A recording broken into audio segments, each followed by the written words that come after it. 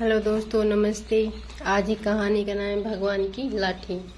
सरला ने अपने बच्चे को दूध पिलाकर सुला ही था। अभी धीरे धीरे थपकियां दे ही रही थी कि किसी ने दरवाज़ा जोर से खटखटाया। उसे आश्चर्य हुआ कि जब बेल लगी ही है, क्या बेल दिखाई नहीं देता क्या? कौन है जो खटखटा रहा है? बच्चा जगने जाए इसलिए वो जल्दी से उठकर दरवाजे से लगे छोटे से होल से बाहर झांक कर देखने लगी। आगंतुक का चेहरा कुछ जाना पहचाना लगा, लेकिन बड़े हुए बाल, ढगी हुई दाढ़ी, नाक के नीचे लटकते पुराने गंदे से मास्क में पहचान पाना थोड़ा कठिन था। तभी आगंतुक फिर दरवाजा खटखटाने को बढ़ने लगा तो उसने बच्चे के जगने के डर से दरवाजा खोल दिया। दरवाजा खोलते ही आगंतुक ने पैर छूकर प्रणाम किया। सरला ने आशीर्वाद देते हुए उसे उठाया और फिर गौर से चेहरा देखने लगी। तभी वो बोल पड़ा कि बुआ, पहचान नहीं रही हो? अरे, मैं रूपेश हूँ, तुम्हारे महेश भैया का बेटा, किशनपुर से। सरला चौंक पड़ी। अरे रूपेश, तुम यहाँ इस हाल में? सब ठीक तो है ना? हाँ बुआ, बड़ी मुश्किल से घर ढूंढते ढूंढते पहुँच पाया हूँ। सरला ने अंदर बुलाकर बैठाया। थोड़ा बिस्किट, नमकीन और पानी ले आई। पानी पीने के बाद वो थोड़ा आश्चर्य हुआ। अब सरला ने आने का कारण पूछा। रुपेश झिझकते हुए कहा कि पापा की हालत बहुत खराब है, दोनों किडनियां खराब हो गई, दायां साइड लकवाग्रस्त है, ब्लड शुगर और ब्लड प्रेशर बहुत हाई हो गया है।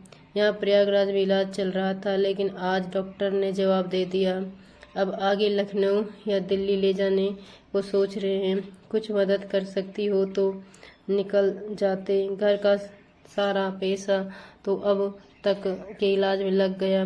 कुछ जमीन में बिक चुकी है। गांव के महाजन से भी कर्ज लेकर लगाया गया है। सरला को झटका सा लगा सुनकर। अभी 4 महीने पहले ही तो मैं किशनपुर गई थी, तो ठीक ही दिख रहे थे महेश भैया। हाल चाल भी पूछा था। उसने रुपेश को आराम करने को कहा और कहा कि मैं अमन अपने पति से पूछती हूँ। घर में तो 5-6 हजार रुपये ही होंगे। अमन SBI में क्लर्क था। सरला ने फ़ोन कर उसे लंच टाइम में घर आने को कहा।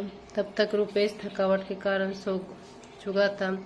सरला ने कूलर उसकी तरफ घुमा दिया और सब्जी लेकर काटने लगी। कूलर की ठंडी हवा और तेज घूमते हुए पंखे ने सरला को 20 साल पीछे पहुंचा दिया। वो खो गई कि उन यादों में। वो लगभग 6 साल की थी। उसका भाई 5 साल और सबसे छोटा भाई अक्षय 3 साल का था। तभी एक एक्सीडेंट में उसके पापा गुजर गए। घर पर दादा दादी के अलावा 3 कुंवारी बुआ और 2 चाचू थे। बड़े चाचू 10वीं कक्षा में, छोटे चाचू 8वीं कक्षा में थे। थोड़ी सी खेती के अलावा कमाने वाला सिर्फ उनके पापा ही थे। दादाजी पहले कताई मिल के में काम करते थे, पर मिल बंद होने से बेरोजगार हो गए।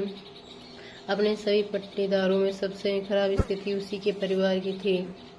उसमें पापा की मृत्यु के बाद घर में भुखमरी की स्थिति आ गई। चचेरे चाचा लोगों ने कुछ दिनों तक मदद की, पर उसमें व्यक्तियों खर्च चले तो कैसे।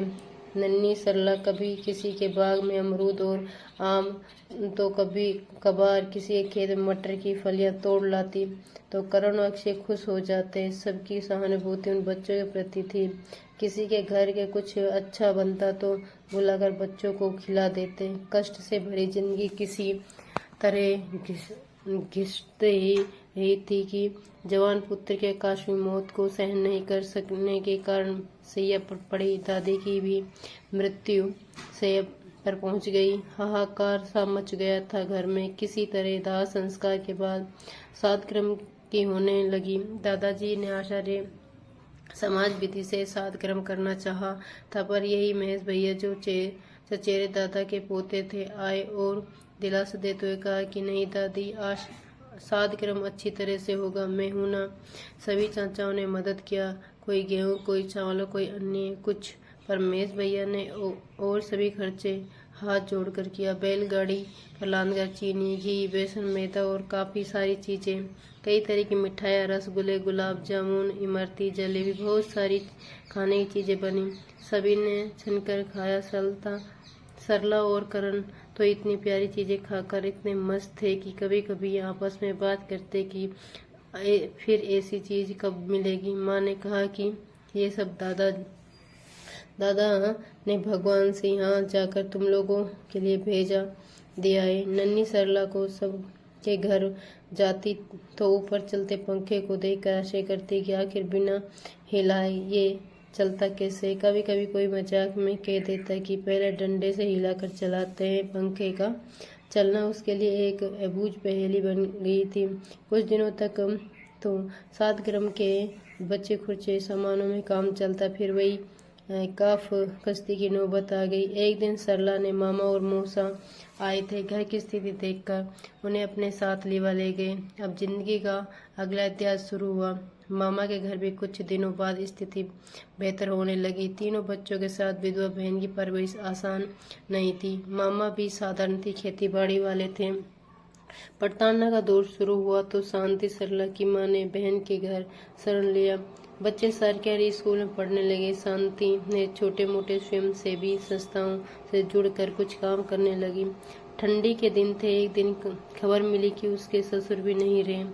शांति अपने तीनों बच्चों के साथ किशुनपुर 5 साल बाद पहुंची।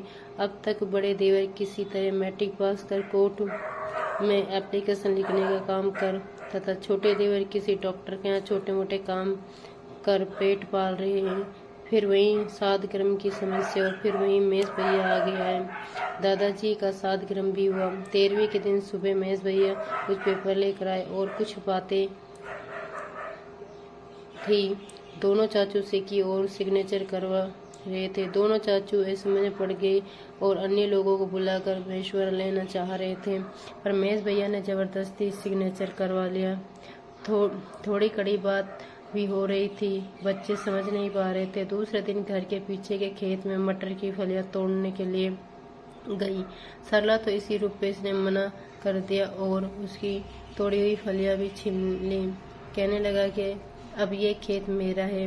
मेरे पापा ने तुम्हारे दादा दादी के 7 ग्राम में खर्च किया था, ने मिठाई खाई थी, ने उसी के लिए खरीद लिया है पापा ने। सरला तो कुछ समझ नहीं पाया तो वो रोती हुई माँ के पास पहुंची। माँ ने कहा कि बेटा अभी हमारे दिन खराब है, जाने दो।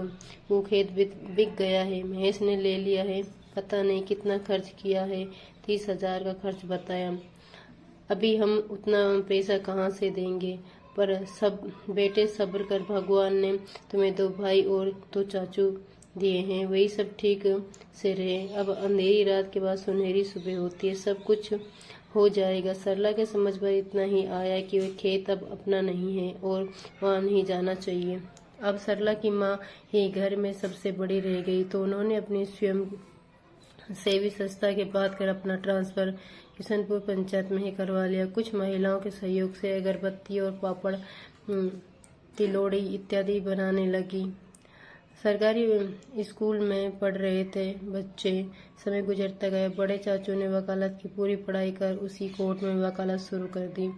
छोटे चाचू डिफॉर्म की डिग्री लेकर गांव में ही छोटी सी देवा की दुकान खोल दी। डॉक्टर के यहाँ काम करने की प्राप्त जानकारी काम आ रही थी। गांव के लोगों में छोटी मोटी बीमार की इलाज, इंजेक्शन लेना इत्यादि कर अच्छी कमाई करने लगे थे। सरला के भाई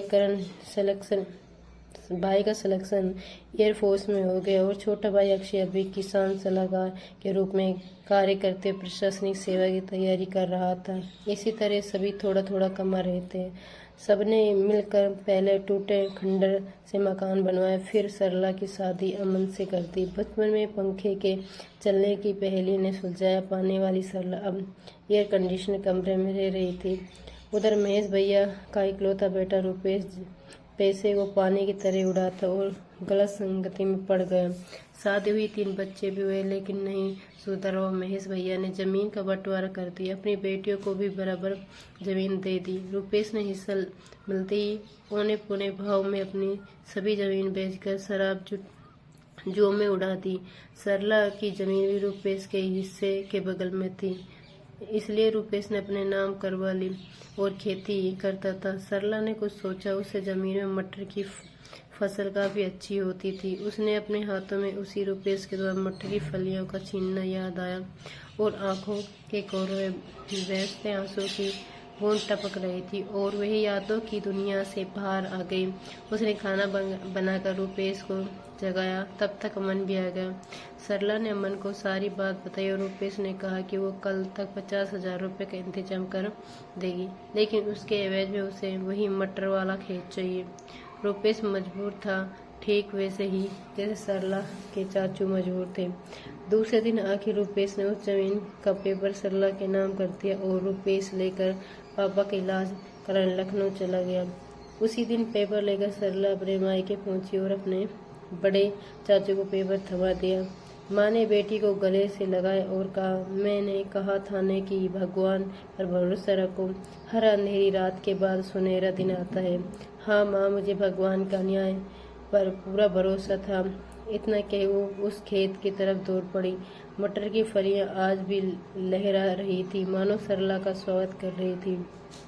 थोड़ी देर में सरला का आंचल मटर की फलियों से भर गया और मीठी फलियां खाती तो वो माँ के पास पहुंच गई। उसके चेहरे पर ऐसी खुशी तब भी नहीं थी जब वो एक प्यारे बेटे की माँ बनी थी। आज वो वही नन्ही सरला बन गई। मटर माँ को देते हुए चहक उठी, माँ आज मटर की पुड़िया बनाओ ना। चाचू बोल पड़े, आज स्वर्ग है में माँ बाबूजी कितने खुश होंगे। उनकी पोती ने उनका ऋण चुका दिया। सबने स्वादिष्ट पुड़िया खाई और हाथ धो ही रहे थे कि बगल में काका ने आवाज दी, बबुआ महेश बाबू नहीं रहे, लखनऊ ले जाया जा रहा था। रास्ते में ही भगवान ने बुला लिया।